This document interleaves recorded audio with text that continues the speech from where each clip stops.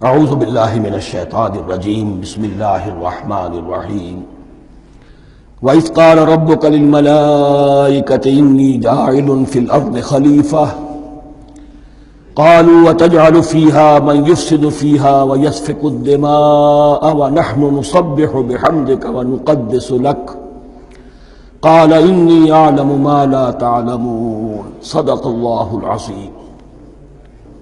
رب اشرح لي صدری ویسر لي امری واحلل عقدۃ من لسانی یفقہوا قولی۔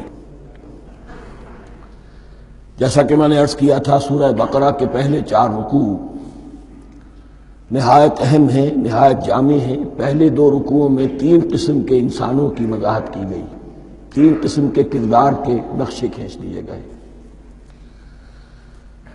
تیسرے رکوع میں قرآن مجید کی دعوت کا خلاصہ آ گیا، توحید فی العقیدہ، توحید فی العمل، یعنی عبادت اللہ کی، ایمان بالرسالت، قرآن مجید کو منزل من اللہ کلام ماننا۔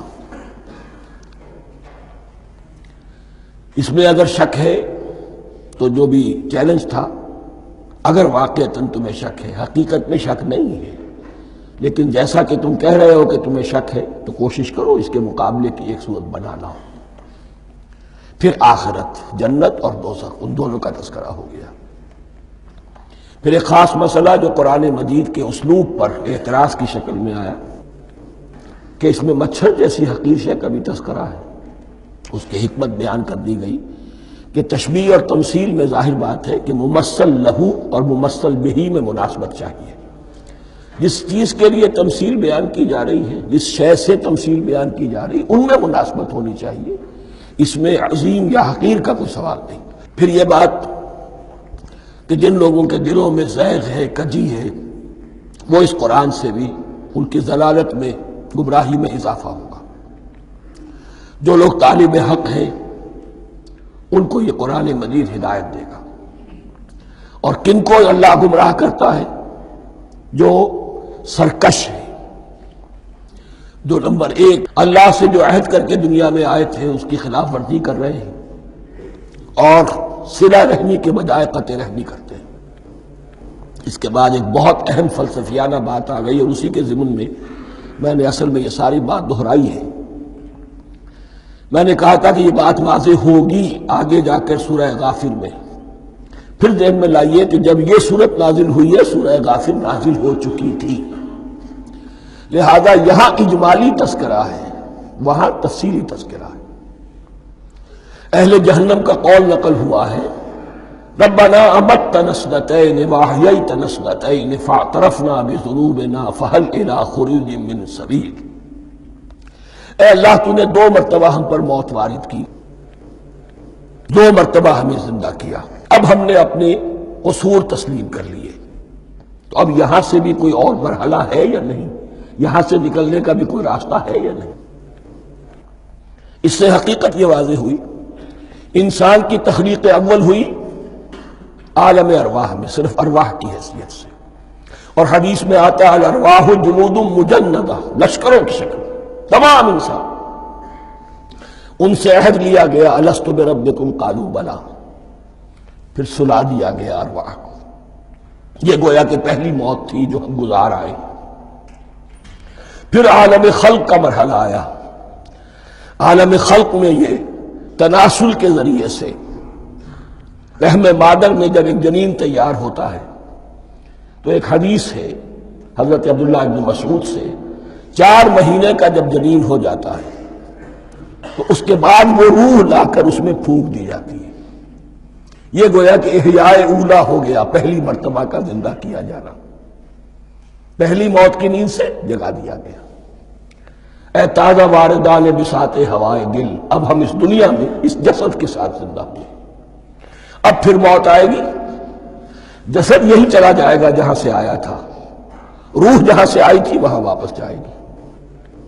ثم یمیتکم ثم یحییکم ثم الیہ ترجعون، پھر تمہیں اللہ کی طرف لوٹا دیا جائے گا۔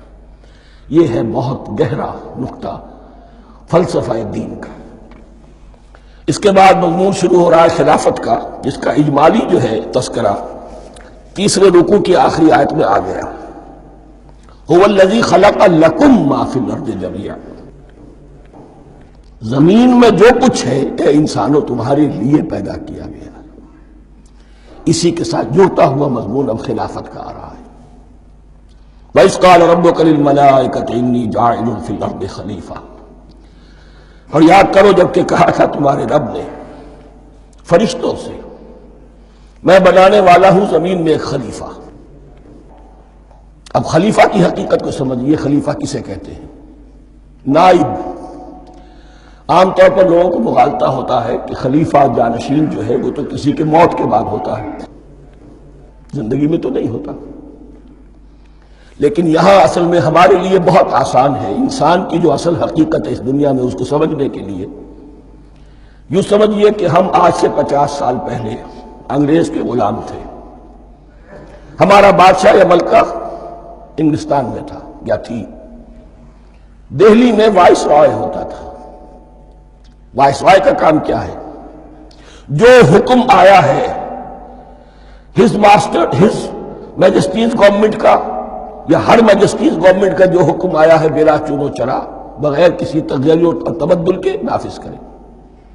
ہاں جہاں کوئی حکم وہاں سے نہیں ہے تو یہاں کے حالات میں بہترین اپنی رائے قائم کرے، غور و فکر کرے، یہاں کی مصلحتیں کیا ہے، جو چیز بھی امپائر کی مصلحت میں ہو اس کے مطابق فیصلہ کر سکتا ہے۔ بین ہی یہی رشتہ ہے، اللہ ہے لیکن اللہ نے اپنے آپ کو غیب کے پردے میں چھپا لیا ہے۔ زمین پر انسان ہے، اب انسان کا کام یہ ہے جو ہدایت آ رہی ہے اللہ کی طرف سے اس پر تو بے چون و چرا عمل کرے۔ جہاں کوئی ایکسپریس ہدایت نہیں ہے، کوئی واضح ہدایت نہیں ہے، وہاں اپنے بیسٹ ججمنٹ کو ایکسرسائز کرے، اسی کا نام اجتہاد ہے۔ غور و فکر کرے، سوچے، اور جو بات روح دین کے زیادہ سے زیادہ مطابقت رکھنے والی ہو اس کو اختیار کرے۔ بین ہی یہی رشتہ ہے در حقیقت، رشتہ خلافت کہ جو اللہ اور انسان کے مابین ہے۔ اب یہ جو دی گئی ہے یہ حیثیت تمام انسانوں کو دی گئی ہے، پوٹینشلی ہر انسان اللہ کا خلیفہ ہے، لیکن جو اللہ کا باغی ہو جائے، جو خود حاکمیت کا مدعی ہو گیا، گویا کہ وہ باغی ہے۔ اب اگر شاہ جہاں بادشاہ تھا، اس کا کوئی ولی عہد تھا، اور ولی عہد جو ہے صبر نہیں کر سکتا، اپنے باپ کی زندگی ہی میں بغاوت کر دیتا ہے، حکومت حاصل کرنا چاہتا ہے، تو اب وہ کیا ہے؟ واجب القتل ہے۔ جو لوگ بھی حاکمیت کے مدعی ہو گئے، ویسے تو حقیقت واجب القتل ہے، لیکن دنیا میں مہلت دی ہے اللہ نے، یہ دار الامتحان ہے، فوراً قتل نہیں کرتا، فوراً ختم نہیں کرتا۔ وَلَوْلَا كَلِمَةٌ سَبَقَتْ مِن رَبِّكَ إِلَىٰ أَجَلٍ مُّسَمًّى لَقُضِيَ بَيْنَهُمْ، اگر یہ پہلے بات طے نہ ہو چکی ہوتی، ایک وقت معین تک کے لیے انہیں مہلت اللہ نے نہ دی ہوتی تو اللہ فیصلہ چکا دیتا، لیکن مہلت دی ہے۔ لیکن کم سے کم اتنی سزا ملتی ہے کہ اب وہ خلافت کے حق سے محروم کر دیے گئے۔ گویا کہ اب خلافت دنیا میں ہوگی خلافت المسلمین، صرف وہی شخص کہ جو اللہ کو مانے اپنا حاکم مطلق، وہ خلافت کا اہل ہے۔ تو یہ چند باتیں خلافت کی اصل حقیقت کے ضمن میں یہیں پر سمجھ لیجیے۔ وَإِذْ قَالَ رَبُّكَ لِلْمَلَائِكَةِ إِنِّي جَاعِلٌ فِي الْأَرْضِ خَلِيفَةً قَالُوا أَتَجْعَلُ فِيهَا مَن يُفْسِدُ فِيهَا وَيَسْفِكُ الدِّمَاءَ وَنَحْنُ نُسَبِّحُ بِحَمْدِكَ وَنُقَدِّسُ لَكَ۔ اور یاد کرو جب کہ تمہارے رب نے کہا تھا فرشتوں سے کہ میں زمین میں خلیفہ بنانے والا ہوں، تو انہوں نے کہا کہ کیا تو بنائے گا اس میں جو فساد مچائے گا اس میں اور خوریزی کرے گا۔ وَنَحْنُ نُسَبِّحُ بِحَمْدِكَ وَنُقَدِّسُ لَكَ، ہم آپ کی تسبیح اور تحمید اور آپ کی تقدیس میں لگے ہوئے ہیں۔ قَالَ إِنِّي أَعْلَمُ مَا لَا تَعْلَمُونَ، فرمایا میں جانتا ہوں جو تم نہیں جانتے۔ اب یہاں سوال پیدا ہوتا ہے کہ فرشتوں کو یہ گمان کیسے ہوا، یہ خیال کیسے ہوا؟